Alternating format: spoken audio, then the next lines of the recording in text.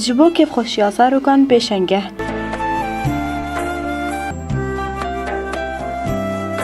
Bi pêşengtiyarê vêberiya dibistanan li navçeya Tirwespiyê bi armanca kêfxweşiya zarokan pêşengehek hat vevekirin.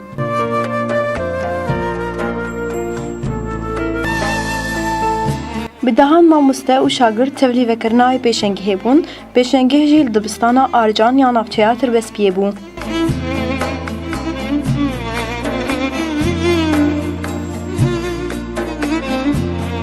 Di pêşengehê de li sêrnavê rêveberiya dibistanê axaftin hatin kirin. Şagirdên dibistanê hinek stranên bi zimanê Kurdî û Erebî gotin. Her wiha hinek şanû jî bi zimanên Kurdî û Erebî hatine pêşkêşkirin.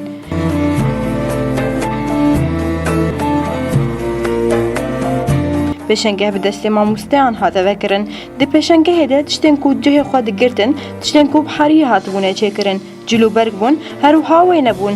Gelek tiştên bi distan hatibûne çêkirin.